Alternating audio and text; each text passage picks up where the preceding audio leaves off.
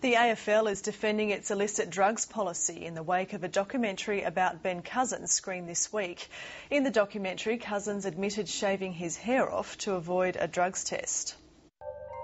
The AFL says there was nothing in the Cousins documentary it didn't already know, and it was right to allow him to return to the game. Rather than showing up the game's illicit drugs testing policy, the AFL says Cousins has shown how effective the system actually is. It was the illicit drug policy that ended up actually flushing out Ben Cousins. That when he missed a test, that caused concern, and of course we knew what happened there. Its only regret is that it didn't introduce the policy earlier than 2005. He would have been exposed to all the education, he would have been exposed to a very stringent testing regime, and we might not be having the conversation we're having today.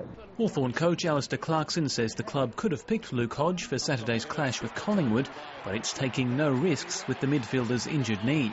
We've just got to make sure he's right. We've got a cutthroat final next week. Whether we finish anywhere from 5th to 8th, we want to have him available for us. The Hawks trained outside for just 10 minutes today because of the wet weather. It was still a tougher workout than they got from Fremantle last weekend. Collingwood ruckman Josh Fraser hopes his recall for his 200th AFL game means he'll be in the mix for the finals. His hopes for after the finals are less clear. I want to stay with the Pines next year. I want to get through the next month of footy and hopefully play in a premiership.